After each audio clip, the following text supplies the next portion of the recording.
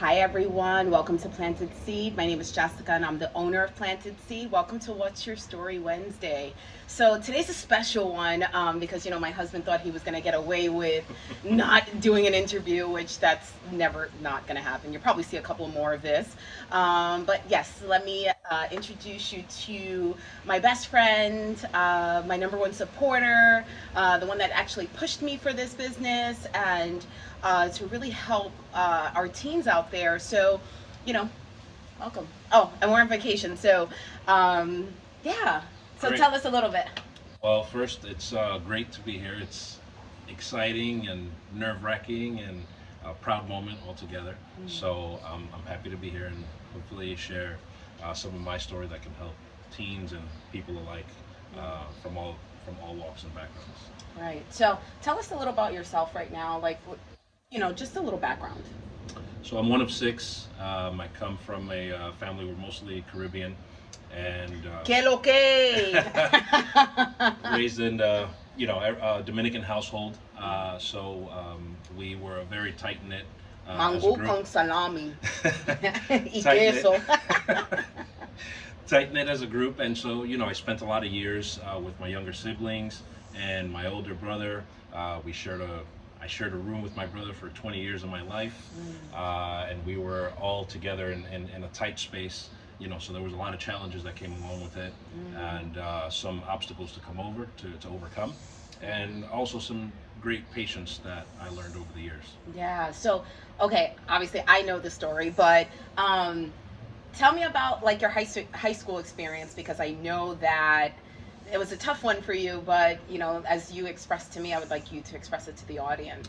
High school was interesting. It was mostly a fun time for me. My first 3 years, my main interests were sports, mainly basketball and baseball, and so it was difficult for me because I didn't have a positive, consistent figure that I was following, in my home life, and so I had to find my way around and find individuals, teachers within the school system that motivated me or things that I liked about them and use them as motivation through my school year. Yeah. And so my third year, third of fourth year, So your junior year. my junior year, I had to transfer from my first high school to a high school where I didn't So know rival. people. And to a rival high school, no Yeah, less. yeah. And we I- talk about viral, like we speak about that like with sports and like arts and stuff like that. It's all like love, but it's a rival high school. Like, So luckily, in that transfer, I had a couple of friends that I had known through basketball and playing out in the playgrounds. Mostly, however, it was the first time in my life where I had to step out of my comfort zone, or I was forced out of my comfort zone. And so that was a big learning experience for me. And the first time that I learned in my life that I succeeded by stepping out of my comfort zone, even though I didn't want to.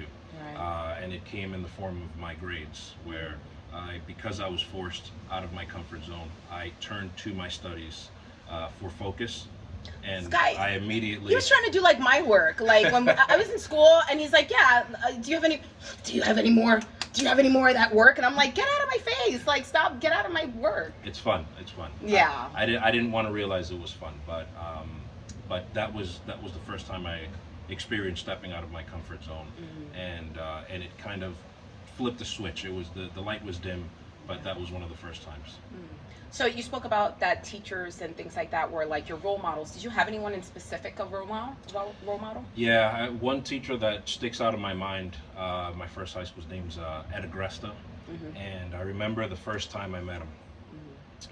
He addressed the class, and the first thing he says to the class was, "I have less than 5,000 days to live." Ooh. And so we thought, we were like, okay, that's kind of heavy. Like, we're like, where are we going with this? And he says, but guess what? He goes, I say, I don't count the days, make the days count. And so that was the first thing I ever heard from him, and I immediately You latched stuck on. to him. I Yeah, latched yeah, on yeah. to him, We all have that like and- one teacher, like Yeah. Yes. yeah, yeah, especially teachers, I feel like. Even with sports, like you have your coaches and stuff, but there's always that one teacher, That's right. and it's so profounding. So can you tell us a little bit of fun fact about you? Oh wow. Okay, a fun fact. So I like to sing in my car when I'm driving. So I and hear him in the shower. He's not too bad. He's not that bad. and you know there is no genre. No, I'm talking oldies, 50s, 60s, 70s, all the way through today, and pop, anything you could think of. There's some level of it that I like to sing to myself when I'm in the car, Yeah. and it helps get me pumped up. Well, do you have any like while like back to the high school thing? Did you have any insecurities or any fears that really like? Do you feel like that kind of push you to that comfort zone, out of your comfort zone? Like, did you have any insecurities?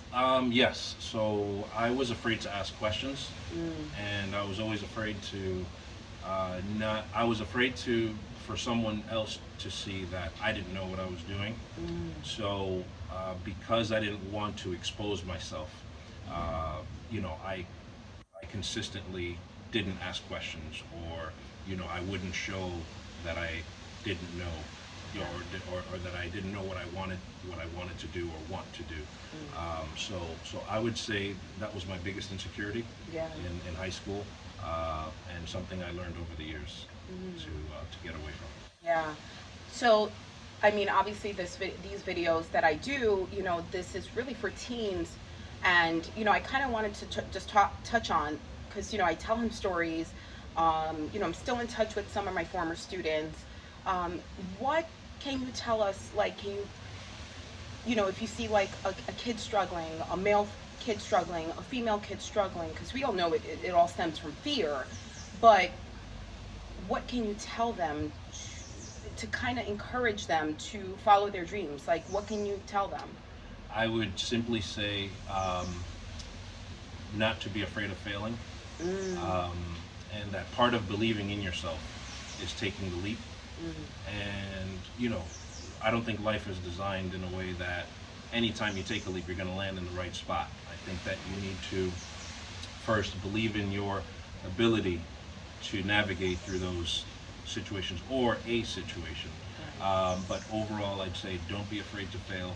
And it comes in forms of very simple decisions to larger decisions. But I think that when you tackle on simple decisions that you navigate through, it builds confidence, and you can go on to making bigger decisions and make a bigger changes in your life. Yeah. Like I feel like even when I started this, I would go to Nelson and I'm just like, I can't do it, I can't do it, I just can't do it. And I'm there with tears in my eyes. And he's like, why don't you just do it? What's wrong with you? Like, just step into your purpose and really be in service to others. And that's where the passion really, drives from, is being in your purpose. So do you feel like you're in your purpose? I do. I do. I feel like there is always a road that Mm, you're walking to continue to build onto that. But I would consider myself to be in the people business. mm, Something a very brief mentor told me in a class. It was a business class, and he said, "I'm in the people business, mm, and business is good." yeah, And so that's something that always stuck with me as well, because there's always people. right. There's always people, and in one way, shape, or form, we're serving one another. So whether you're coming from the customer service background, or you're in the just services, whether you're a mechanic, whether you're a plumber, whether you're a nurse or a doctor, you're in a service business. Business, You're yeah, serving a person. right. In education, you are serving an individual, a younger individual, young adults Yeah. that are getting to that point. So, And just giving them the tools, like correct. giving them the tools so they can be stronger and just to be, I mean, just successful, but in their eyes, because one person's success doesn't mean that that's another person's success, So you're not supposed to really be living for another person. You're supposed to be living for you, Right. you know? And I feel that, as much as I know that we speak about this a lot, and especially in your field of work, you see a lot of people struggling. Do you want to talk about anything in your field of work? Well, in my field of work, which is construction and home improvement, on the commercial and residential scale. Fun fact, that's where we met. We were only friends. We were only friends At at Lowe's. Lowe's. We were At only Lowe's. friends, and that was just our starting of our career. And we stayed friends afterwards. Yeah, yeah. Okay. All right, all right. Fun fact. That was a fun fact. I would say in that field, if anyone's looking into it, is aside from the technical aspect of it, which is an important part, I believe on a personal scale that any business you're in is 85% psychological, Yeah. in the sense of just going back for a second to people and dealing with people. Um, I think that the service standpoint, or many challenges that Yeah. are faced are related to dealing with personalities, with different people, Yeah. and it's all a reflection of oneself. You have to look in yourself and be patient with yourself, and know what you're working with, and people that you're working with, in order to be able to serve people Yeah. and to continue to serve. So I would say one of the important things to remember is that you're serving people. You're serving a person, Yeah. whether they're an employee, whether they are a customer, whether they are a partner, a business partner. You're always serving the person. Right. So if you look at it through those lens, I think it'll help people gain a little more uh, confidence Yeah. and some patience, and allow them to make clearer decisions. Well, so, and I guess to kind of, on a last note, um, we've always talked about uh, 2-year college, going to university, going to a technical school, so on and so forth. I mean, even though I feel like, plumbers make more money than me, and they clean pipes all day, and even people who do flooring, like, I mean, but just the creativity that they get to put into it.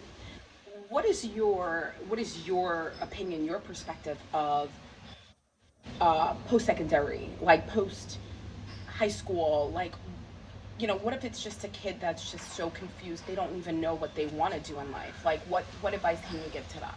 I would tell them that a 2 year or a trade program potentially is one of the best things that they can do for themselves, because mostly there is a more intimate experience with professors, and what you're able to do. I mean, you're dealing with a professor who sees maybe 30 students versus one that sees 400, in a larger scale campus. So from that aspect, there's an immediate advantage to being able to take advantage of someone's knowledge on that scale. Also, what I would say is, if you don't know what to do, just go. Just Just do it. go.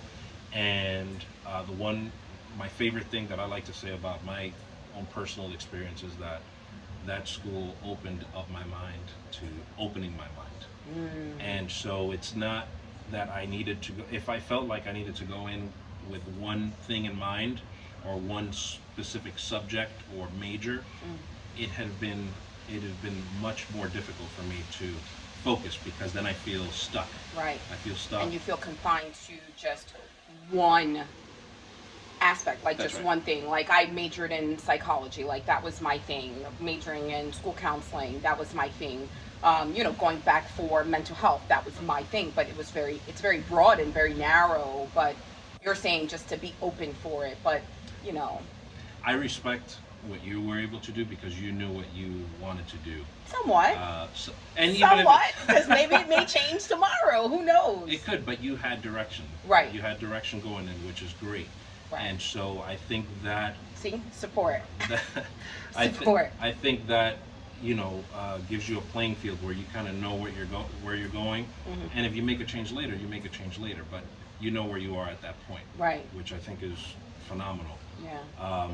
I would say that it depends on the personalities. Like my personality, I like to feel, that I'm open and I could go left or right at any moment, and Yeah. so that helped me. Right. And I found a couple of different subjects and different disciplines that I was able to stick to, and I said, oh wait, this is great. I use this now, so I love it. Right. And so that's how I was able to first stick Just to to kind of correlate them together. exactly, Yeah. and then build on it. Yeah. Thank you. I Thank love you. you. Love you more. Thank you. Thank you everyone for watching, and I hope you get to enjoy What's Your Story Wednesday this Wednesday, and we'll see you next week. Have some great surprises for you guys.